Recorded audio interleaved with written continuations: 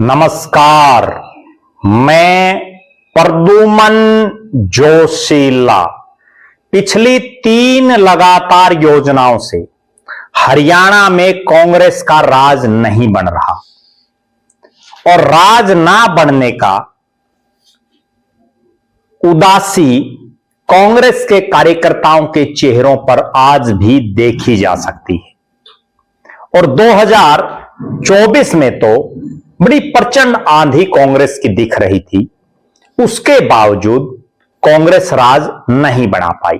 बहुत से कारण हैं इसके पीछे, लेकिन आज हम जिक्र करेंगे एक बहुत बड़े कारण का, जिसकी वजह से हरियाणा में कांग्रेस राज नहीं बना पा रही पिछली 3 योजनाओं से।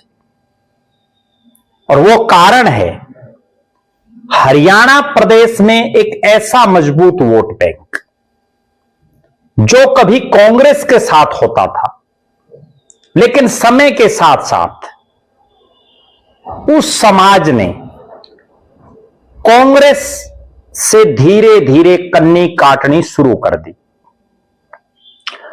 और आज अगर कांग्रेस को अपना राज भविष्य में बनाना है तो इस मजबूत समाज की तरफ अपना मुंह करना पड़ेगा, इनको अपने साथ जोड़ना पड़ेगा। मैं जिक्र कर रहा हूं ब्राह्मण समाज का।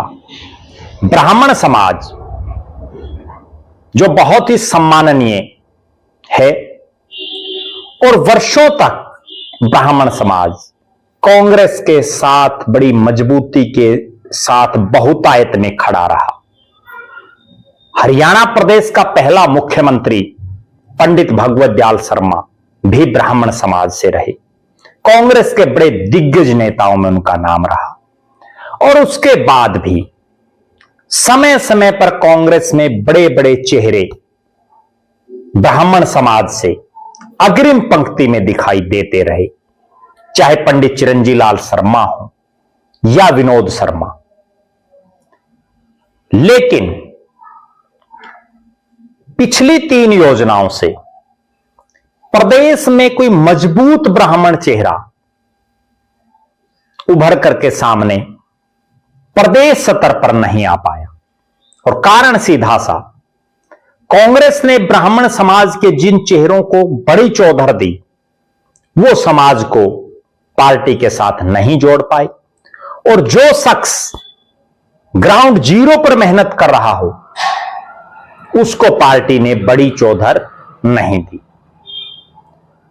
पूर्व मुख्यमंत्री चौधरी भजनलाल का भी राजनीतिक तौर पर ब्राह्मण समाज में बड़ा प्रभाव रहा है। और यही एक कारण रहा कि वर्षों तक हरियाणा प्रदेश में कांग्रेस जो सत्ता में रही, उसमें ब्राह्मण समाज का विशेष योगदान जरूर रहा। अब पार्टी का राज कैसे आए, उसका एक सीधा सा फार्मूला यह है कि ब्राह्मण समाज को कांग्रेस के साथ मजबूती से जोड़ने की जरूरत है, प्रदेश भर में जरूरत है। अब वो काम कौन करे, कौन वो कांग्रेसी हो? पूरे हरियाणा प्रदेश के 90 के 90 हलकों में हमने भी निगाह दौड़ाई, एक चेहरा बाहर निकल करके दिख रहा है, और वो नाम है डॉक्टर कुलदीप वत्स। जी हां, डॉक्टर कुलदीप वत्स, जो झज्जर जिले के रोहतक लोकसभा क्षेत्र के बादली विधानसभा क्षेत्र से विधायक हैं। और पहली बार विधायक नहीं है, लगातार दूसरी बार विधायक बने हैं। और ऐसे हालात और परिस्थितियों में विधायक बने हैं जब उनके सामने 2019 में भारतीय जनता पार्टी की उस समय की सरकार का बड़ा कद्दावर मंत्री ओम प्रकाश धनखड़ सामने चुनाव लड़ रहा। लेकिन डॉक्टर कुलदीप वत्स ने ओम प्रकाश धनखड़ को बुरी तरह से चुनाव हराया। फिर आया 2024। 2019 और 2024 के बीच ओम प्रकाश धनखड़ भारतीय जनता पार्टी के प्रदेश अध्यक्ष भी बन चुके थे। लगभग 3 साल रहे और उस समय वो राष्ट्रीय सचिव थे पार्टी के जब 24 का चुनाव चल रहा था। लेकिन डॉक्टर कुलदीप वत्स ने बुरी तरह से हराया ओम प्रकाश धनखड़ को चुनाव, लगातार दूसरी मर्तबा जीते और तब जीते जब 2024 में हरियाणा की विधानसभा में 8 ब्राह्मण विधायक जीत करके आए ब्राह्मण समाज से, 7 बीजेपी के और कांग्रेस से इकलौते कुलदीप वत्स बादली से जीते। उस हालात में जीते जब कांग्रेस ने 2 बड़े और ब्राह्मण चेहरों को टिकट दी हुई थी। एक कुलदीप शर्मा को गन्नौर से, जिनके पिता पंडित चिरंजी लाल शर्मा का बहुत बड़ा नाम रहा।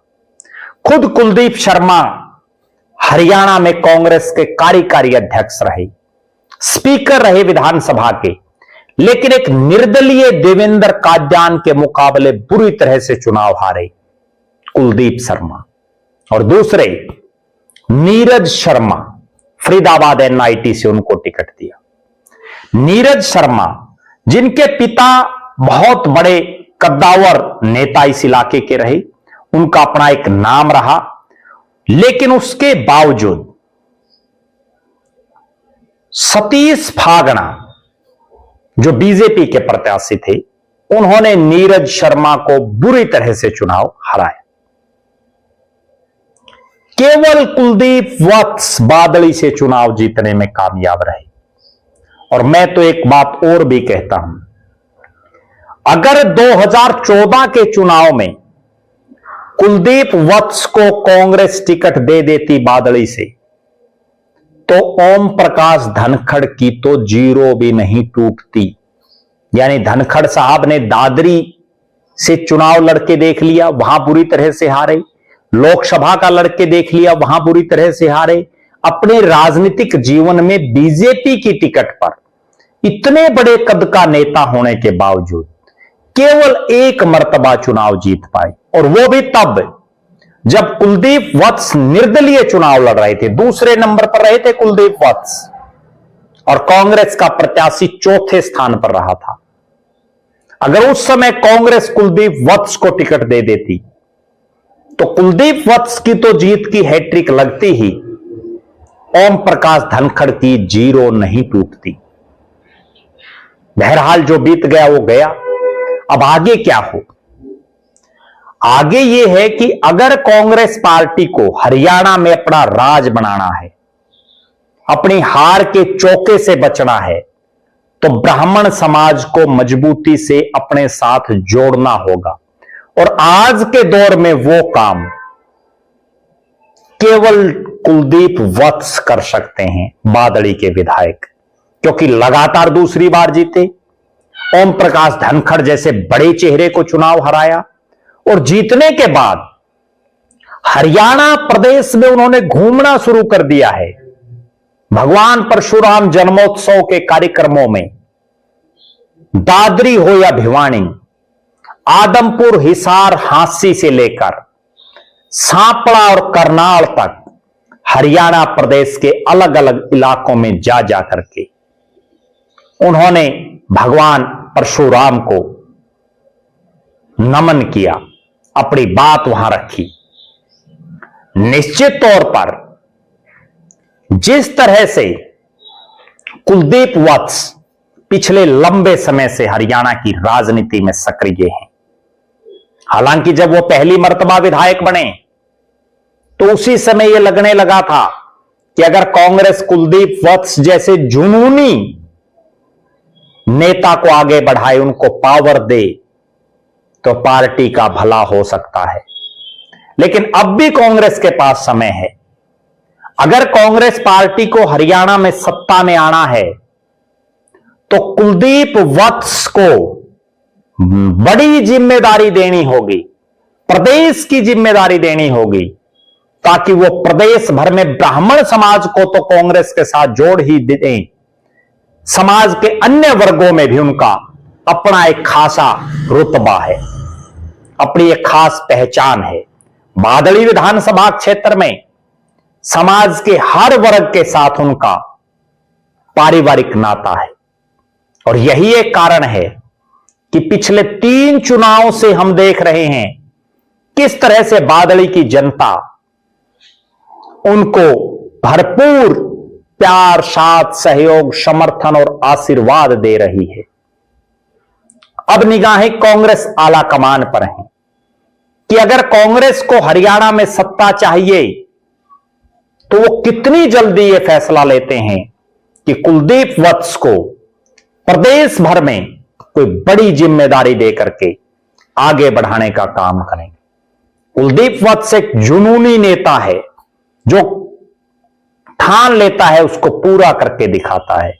बादली विधानसभा जहां कांग्रेस पार्टी की हालात लगातार खराब थी इस इलाके में, उसके बावजूद उन्होंने मजबूती के साथ पार्टी को खड़ा करने का काम किया।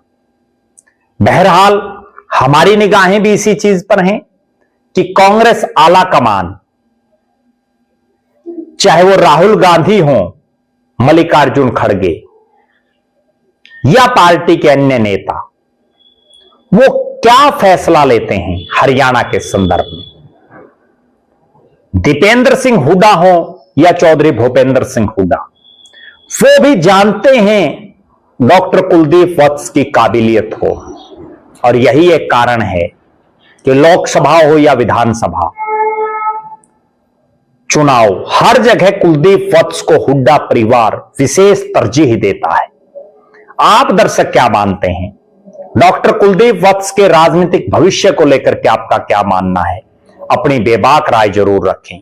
कुलदीप वत्स जो बादली की राजनीति में तो सिरमौर बन चुके हैं, हरियाणा प्रदेश में क्या कांग्रेस को दोबारा से मजबूती से खड़ा रखने की कुव्वत रखते हैं? अपनी बेबाक राय जरूर रखें। आप जरूर कमेंट करें कि क्या कांग्रेस को अब प्रदेश में बड़ी जिम्मेदारी देनी चाहिए कुलदीप वत्स को। बहुत बहुत धन्यवाद। आपका अपना प्रद्युमन जोशीला।